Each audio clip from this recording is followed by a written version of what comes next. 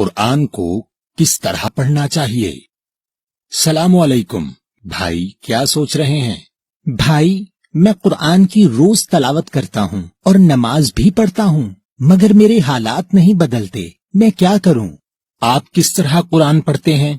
मैं रोज 3 सफ़ात अरबी में तलावत करता हूँ। क्या आप सिर्फ अरबी में तलावत करते हैं? जी भाई, मैं सिर्फ अरबी में तलावत करता हूँ ताकि मुझे सवाब मिल सके। क्या आपको पता है कि अल्लाह का कुरान नाजिल करने का मकसद क्या है? हिदायत के लिए। तो फिर आप सवाब के लिए क्यों पढ़ते हैं?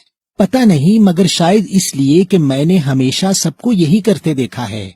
भाई, ये तो शैतान है जो आपको सवाब के चक्कर में लगाकर हिदायत लेने से रोकता है। क्या आपको पता है कि पूरे कुरान में एक आयत भी ऐसी नहीं जो कहे कि कुरान पढ़ने का कोई सवाब है? भाई, क्या वाकई पूरे कुरान में कोई आयत भी ऐसी नहीं जो कहे कुरान पढ़ने का कोई सवाब है? जी मेरे भाई। तो फिर हमें कुरान को किस तरह पढ़ना चाहिए, यानी कुरान को पढ़ने का सही तरीका क्या है? कुरान को पढ़ने का सही तरीका समझने के लिए आपको कुरान को पढ़ने का मकसद सामने रखना होगा। देखें, अल्लाह सूरा नंबर 38 और आयत नंबर 29 में कुरान पढ़ने का क्या मकसद बता रहे हैं। किताबुन अंज़लनाहु इलैका मुबारकुन लियद्दब्बरू आयातिही वलियतज़क्करू उलू अलअल्बाब। एक किताब हमने नाजिल की तेरी तरफ बरकत वाली, ताकि वो गौर करें इसकी आयतों में और वास्ते नसीहत के जिनके पास है अक्लो समझ। इस आयत में अल्लाह बता रहे हैं कि कुरान पढ़ने का मकसद होना चाहिए नसीहत हासिल करना, और नसीहत मिलेगी आयतों में गौर करने से। जी मेरे भाई, सूरह 3 की आयत 7 के मुताबिक कुरान में 2 तरह की आयात हैं, मुहकम आयात और मुतशाबिह आयात। तो मुहकम आयात यानी हुक्म वाली आयात वो हैं जिनसे आपको अपने आमाल के लिए नसीहत या हुक्म लेना है, और नसीहत लेने से मुराद ये है कि आप ये जानें कि आपकी जिम्मेदारियां क्या हैं और वो क्या अमल हैं जो अल्लाह को पसंद हैं और वो क्या अमल हैं जो अल्लाह को नापसंद हैं। इसी तरह आपको अपनी जिंदगी के मामलात कैसे तय करने हैं, मसलन मियाँ बीवी के हुकूक, वालदैन के हुकूक, कारोबार के तरीके, माल का खर्च और किरदार और अखलाक और दीगर अहकामात के बारे में जानना ही कुरान की मुहकम आयात से नसीहत हासिल करना है। या अल्लाह, मैंने तो कभी ऐसा सोचा ही नहीं कि हमें कुरान से इस किस्म की नसीहत लेनी है। और भाई, ये मुतशाबिहात वाली आयतों से क्या मुराद है?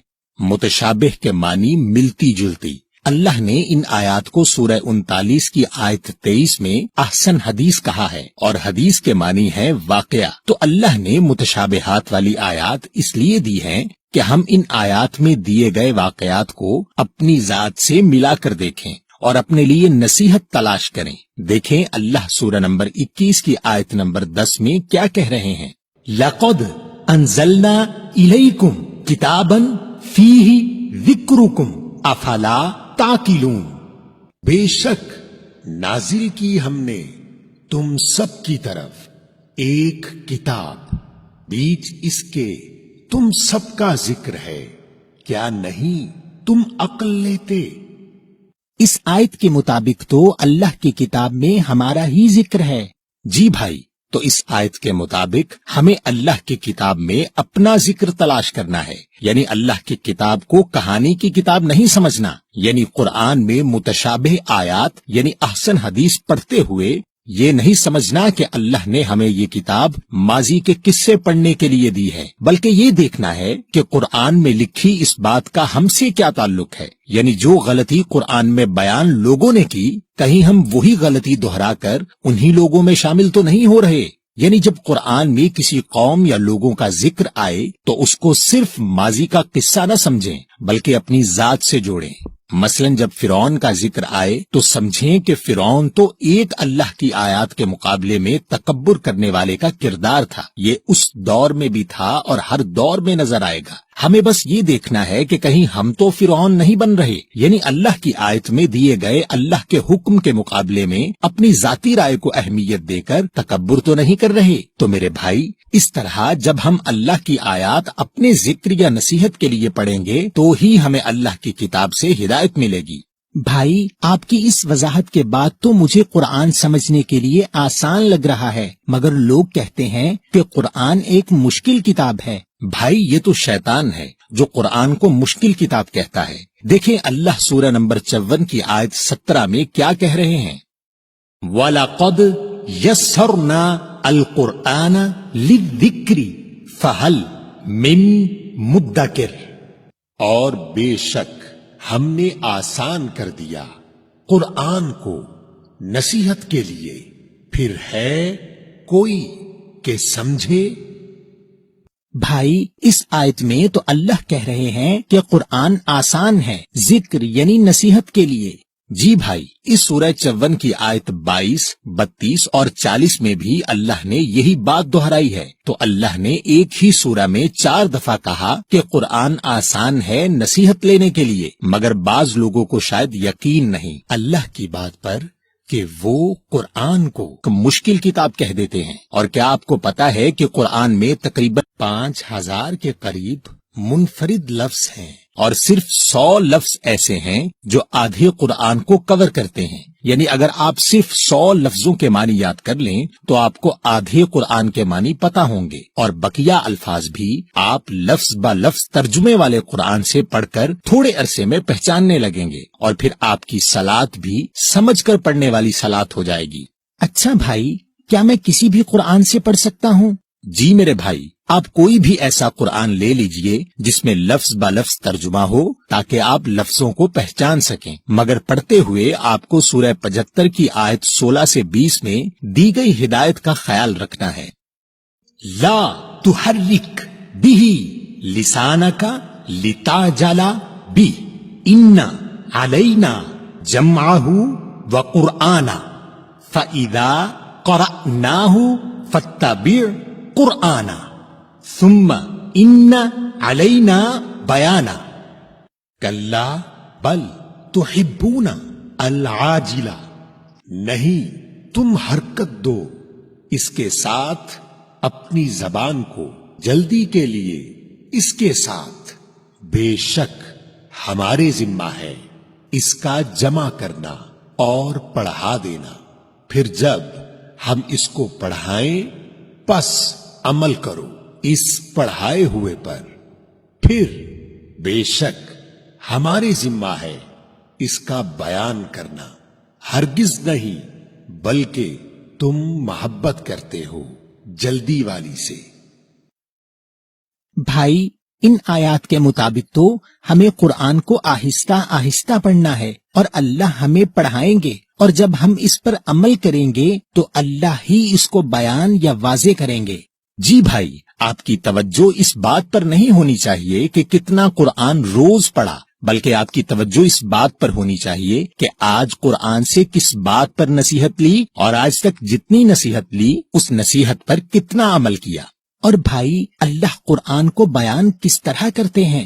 بھائی، جب آپ قرآن سے نصیحت لے رہے ہوتے ہیں اور آپ کے سامنے ان احکامات سے جڑا کوئی معاملہ آ جاتا ہے تو اللہ قرآن سے آپ کو نہ صرف حق یعنی سچ بتاتے ہیں بلکہ ان آیات کی بہترین تفسیر بھی کر دیتے ہیں، اور آپ انسانوں کی لکھی ہوئی تفسیر پڑھ کر گمراہ ہونے سے بچ جاتے ہیں۔ دیکھیں اللہ سورہ نمبر 25 کی آیت نمبر 33 میں کیا کہہ رہے ہیں، وَلَا يَأْتُونَكَ بِمَثَلٍ إِلَّا جِئْنَاكَ بِالْحَقِّ وَأَحْسَنَ تَفْسِيرًا، اور نہیں یہ آتے تیرے پاس ساتھ کسی مثال کے، مگر ہم بھیج دیتے ہیں تیرے پاس ساتھ سچائی کے اور بہترین تفسیر۔ بھائی، اس آیت کے مطابق تو اللہ بہترین تفسیر کرتے ہیں، یعنی ہمیں کسی بھی تفسیر پڑھنے کی ضرورت نہیں۔ اچھا بھائی، میں قرآن سے اپنے کسی مسئلے پر مکمل رہنمائی کیسے لے سکتا ہوں؟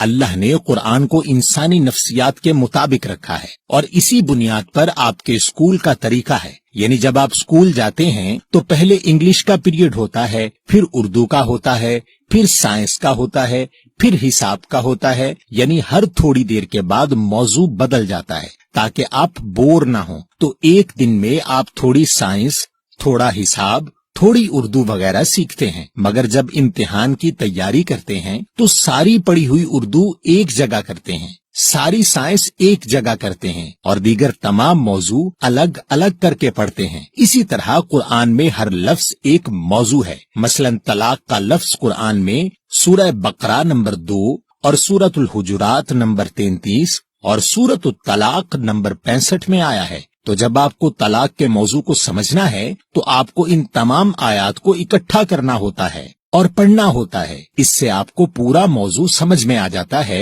اور پھر کوئی آپ کو گمراہ نہیں کر سکتا. کیونکہ اگر کوئی شخص کوئی بات اپنے پاس سے کرے تو آپ کہیں گے کہ میں نے اس موضوع پر تمام آیات قرآن سے پڑھی ہیں، اور اگر آپ سچے ہیں تو قرآن سے ثابت کرو. تو اس طرح آپ گمراہ ہونے سے بچ جاتے ہیں. لیکن بھائی ہم اس طرح موضوع کے اوپر آیات کیسے ڈھونڈیں گے؟ بھائی یہ بہت آسان ہے. اب بازار میں ایسی کتابیں مل جاتی ہیں اور موبائل ایپ بھی دستیاب ہیں جو ہر لفظ کے اوپر تمام آیات دکھا دیتی ہیں، جو آپ کسی بھی لفظ با لفظ ترجمے والے قرآن سے پڑھ سکتے ہیں. اور بھائی قرآن پڑھنے کا بہترین وقت کیا ہے؟ آپ سورہ نمبر 73 کی آیت 1 سے 4 تک اور سورہ نمبر 17 آیت نمبر 78 دیکھیں. یا ایہا المزمل قمی اللیل الا قلیلا نصفہ اوی انقص منہ قلیلا او زد علیہ ورتلی القرآن ترتیلا. اے لپیٹنے والے، قیام کر رات کو مگر تھوڑا سا حصہ، اس کی آدھی 12 بجے، یا کم کر دو اس میں سے تھوڑا سا یا زیادہ، اس پر اور پڑھا کرو قرآن کو ٹھہر ٹھہر کر. اقیمی الصلاۃ لدلوک الشمس الی غسق اللیل وقرآن الفجر ان قرآن الفجر کان مشہودا. قائم کرو صلاۃ ڈھلنے سے سورج کے طرف اندھیرے رات کے، اور قرآن فجر کو، بے شک قرآن فجر کا ہے گواہی دیا گیا. بھائی اللہ نے قرآن پڑھنے کے 2 بہترین وقت بتائے ہیں. ایک جب رات ہو جائے تو پڑھیں، چاہے رات 12 بجے تک پڑھیں یا چاہیں تو تھوڑا کم یا تھوڑا زیادہ کر لیں، اور دوسرا فجر کا وقت. جی بھائی، ان دونوں اوقات میں آپ دنیاوی مصروفیات سے فارغ ہوتے ہیں اور اللہ کی کتاب کو توجہ سے پڑھ سکتے ہیں. اور یاد رکھیں کہ قرآن دنیا کی وہ واحد کتاب ہے جو آپ پر فرض ہے ہدایت کے لیے. دیکھیں اللہ آپ کو سورہ نمبر 28 اور آیت نمبر 85 میں کیا کہہ رہے ہیں.